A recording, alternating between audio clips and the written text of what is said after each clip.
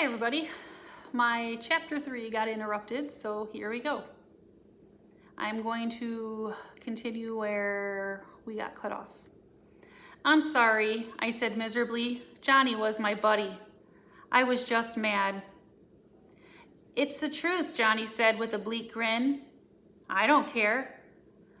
Shut up talking like that, Two-Bit said fiercely, messing up Johnny's hair. We couldn't get along without you, so you can just shut up. It ain't fair, I cried passionately. It ain't fair that we have all the rough breaks. I didn't know exactly what I meant, but I was thinking about Johnny's father being a drunk and his mother being a selfish slob, and Two-Bit's mother being a barmaid to support him and his kid sister after their father running out on them. And Dally, wild, cunning Dally, turning into a hoodlum because he'd die if he didn't. And Steve, his hatred for his father coming out in a soft, bitter voice and the violence of his temper. Soda Pop, a dropout so he could get a job and keep me in school. And Derry, getting old before his time, trying to run a family and hold on to 2 jobs and never having any fun, while the Soches had so much spare time and money that they jumped us and each other for kicks, had beer blasts and river bottom parties because they didn't know what else to do. Things were rough all over, all right, all over the east side. It just didn't seem right to me. I know, Two-Bit said with a good-natured grin. The chips are always down when it's our turn, but that's the way things are. Like it or lump it. Cherry and Marcia didn't say anything. I guess they didn't know what to say. We had forgotten they were there. Then the blue Mustang was coming down the street again more slowly. Well, Cherry said resignedly, they've spotted us. The Mustang came to a halt beside us, and the 2 boys in the front seat got out. They were Soches all right.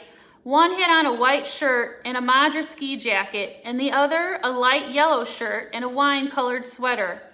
I looked at their clothes and realized for the first time that evening that all I had was a pair of jeans and Soda's Old Navy sweatshirt with the sleeves cut short. I swallowed. Two-Bit started to tuck in his shirt tail, but stopped himself in time. He just flipped up the collar of his black leather jacket and lit a cigarette. The Soches didn't even seem to see us. Cherry, Marcia, listen to us. The handsome black-haired Soch with the dark sweater began. Johnny was breathing heavily, and I noticed he was staring at the Soch's hand. He was wearing 3 heavy rings. I looked quickly at Johnny, an idea dawning on me. I remembered that it was a blue Mustang that had pulled up beside the vacant lot and that Johnny's face had been cut up by someone wearing rings.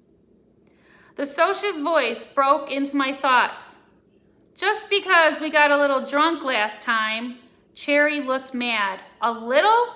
You call reeling and passing out in the streets a little? Bob, I told you, I'm never going out with you while you're drinking, and I mean it. Too many things could happen while you're drunk. It's me or the booze. The other Soch, a tall guy with a semi-beetle haircut, turned to Marcia. Baby, you know we don't get drunk very often. When she only gave him a cold stare, he got angry. And if you are mad at us, that's no reason to go walk on the streets with these bums. Two-Bit took a long drag on his cigarette. Johnny slouched and hooked his thumbs in his pockets, and I stiffened. We can look meaner than anything when we want to. Looking tough comes in handy. Two-Bit put his elbow on Johnny's shoulder. Who you callin' bums? Listen, greasers, we got 4 more of us in the back seat. Then pity the back seat, Two-Bit said to the sky. If you're looking for a fight, Two-Bit cocked an eyebrow, but it only made him look more cool.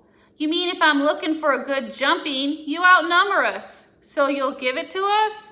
Well, He snatched up an empty bottle, busted off the end, and gave it to me, then reached in his back pocket and flipped out his switchblade. "Try it, pal." "No," Cherry cried. "Stop it." She looked at Bob. "We'll ride home with you. Just wait a minute." "Why?" Two-Bit demanded. "We ain't scared of them." Cherry shuddered. "I can't stand fights. I can't stand them." I pulled her to one side. "I couldn't use this," I said, dropping the pop bottle. "I could never cut anyone." I had to tell her that because I'd seen her eyes when Two-Bit flicked out his switch. "I know," she said quietly, "but we'd better go with them. Ponyboy, I mean, if I see you in the hall at school or someplace and don't say hi, well, it's not personal or anything, but..." "I know," I said. "We couldn't let our parents see us with you all. You're a nice boy and everything." "It's okay," I said, wishing I was dead and buried somewhere, or at least that I had on a decent shirt. "We aren't in the same class. Just don't forget that some of us watch the sunset too." She looked at me quickly. "I could fall in love with Dallas Winston," she said. "I hope I never see him again, or I will." She left me standing there with my mouth dropped open, and the blue Mustang vroomed off. We walked on home, mostly in silence. I wanted to ask Johnny if those were the same Socs that had beaten him up, but I didn't mention it. Johnny never talked about it, and we never said anything. Well, those were two good-looking girls if I ever saw any. Two-Bit yawned as we sat down on the curb at the vacant lot. He took a piece of paper out of his pocket and tore it up. "What was that?" "Marcia's number. Probably a phony one, too. I must have been out of my mind to ask for it. I think I'm a little soused." So he had been drinking. Two-Bit was smart. He knew the score. "Y'all going home?" he asked. "Not right now," I said. I wanted to have another smoke and to watch the stars. I had to be in by 12, but I thought I had plenty of time. "I don't know why I handed you that busted bottle," Two-Bit said, getting to his feet. "You'd never use it." "Maybe I would have," I said. "Where are you headed?" "Gonna go play a little snooker and hunt up a poker game. Maybe get rip-roaring drunk. I don't know. See y'all tomorrow." Johnny and I stretched out on our backs and looked at the stars. I was freezing.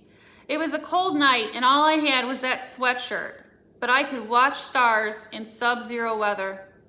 I saw Johnny's cigarette glowing in the dark and wondered vaguely what it was like inside a burning ember. "It was because we're greasers," Johnny said, and I knew he was talking about Cherry. "We could have hurt her reputation." "I reckon," I said, wondering if I ought to tell Johnny what she had said about Dallas. Man, that was a tough car. Mustangs are tough. "Big-time Soc, all right," I said, a nervous bitterness growing inside me. It wasn't fair for the Socs to have everything. We were as good as they were. It wasn't our fault we were greasers.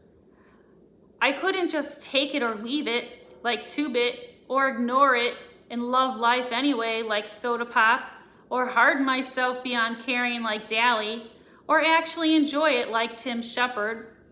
I felt the tension growing inside of me, and I knew something had to happen or I would explode. I can't take much more.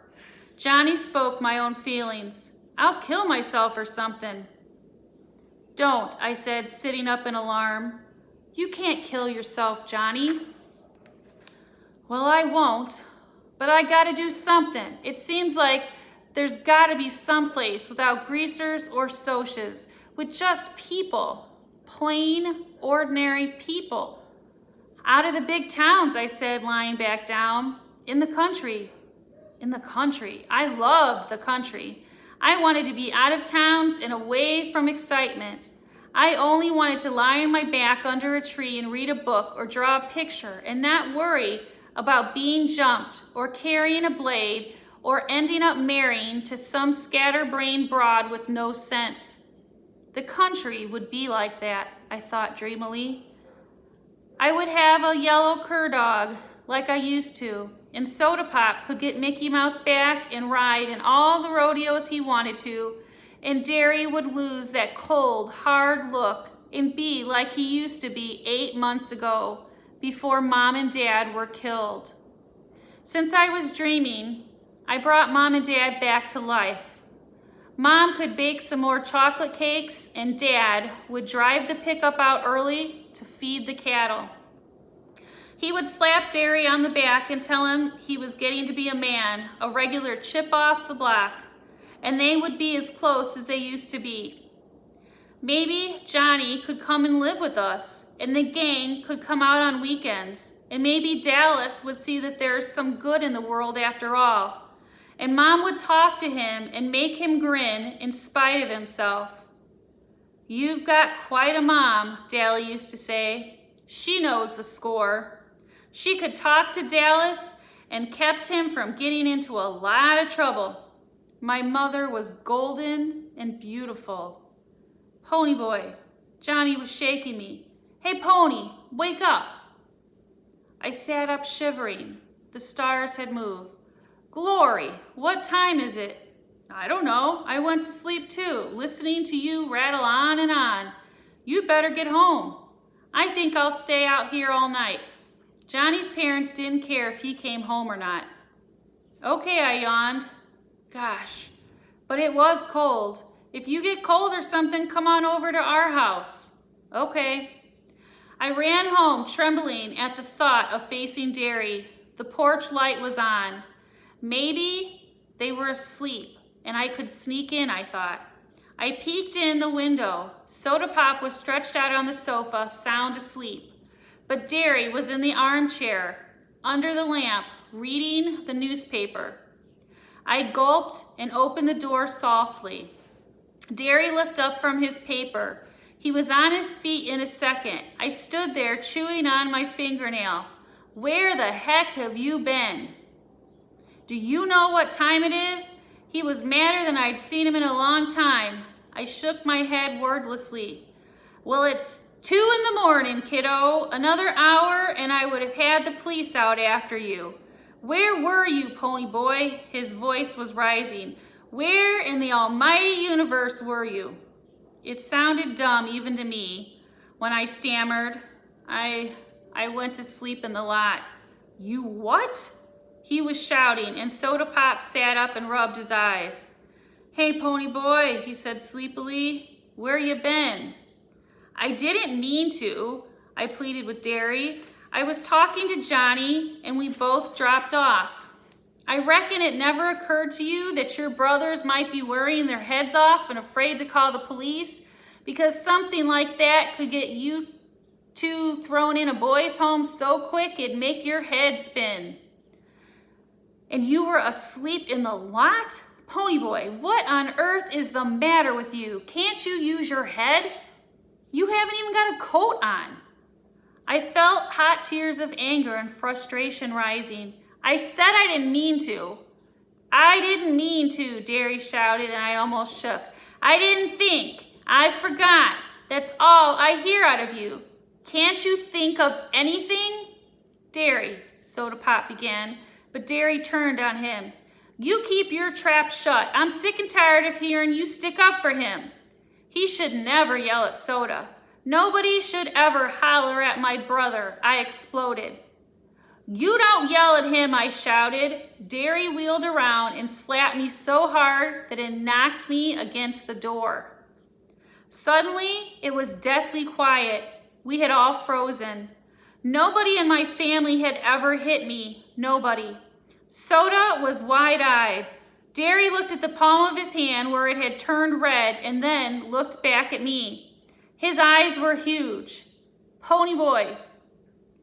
I turned and ran out the door and ran down the street as fast as I could. Derry screamed, "Pony, I didn't mean to." But I was at the lot by then and pretended I couldn't hear. I was running away. It was plain to me that Derry didn't want me around, and I couldn't stay if he did. He wasn't ever going to hit me again. "Johnny," I called, and started when he rolled over and jumped up almost under my feet. "Come on, Johnny, we're running away." Johnny asked no questions. We ran for several blocks until we were out of breath. Then we walked. I was crying by then. I finally just sat down on the curb and cried, burying my face in my arms. Johnny sat down beside me, one hand on my shoulder. "Easy, pony boy," he said softly. "We'll be okay." I finally calmed down and wiped my eyes on my bare arm. My breath was coming in quivering sobs. "Got a cigarette?" He handed me one and struck a match. "Johnny, I'm scared." "Well, don't be. You're scaring me. What happened? I've never seen you bawl like that." "I don't very often." "It was Derry. He hit me." "I don't know what happened, but I couldn't take him hollering at me and hitting me too. I don't know. Sometimes we get along okay, then all of a sudden he blows up on me or else is nagging me all the time. He didn't used to be like that. We used to get along okay before Mom and Dad died. Now he just can't stand me. I think I like it better when the old man's hitting me." Johnny sighed. "At least then I know he knows who I am. I walk in that house and nobody says anything. I walk out and nobody says anything. I stay away all night and nobody notices. At least you got soda. I ain't got nobody." "Shoot," I said, startled out of my misery. "You got the whole gang." "Dally didn't slug you tonight 'cause you're the pet. I mean, golly, Johnny, you've got the whole gang." "It ain't the same as having your own folks care about you," Johnny said simply. "It just ain't the same." I was beginning to relax and wonder if running away was such a great idea. I was sleepy and freezing to death, and I wanted to be home in bed, safe and warm under the covers with Soda's arm across me. I decided I would go home and just not speak to Derry. It was my home as much as it was Derry's, and if he wanted to pretend I wasn't alive, that's just fine with me. He couldn't stop me from living in my own home. Let's walk to the park and back. Then maybe I'll be cooled off enough to go home. "Okay," Johnny said easily. "Okay." Things gotta get better, I figured. They couldn't get worse. I was wrong. End of chapter 3.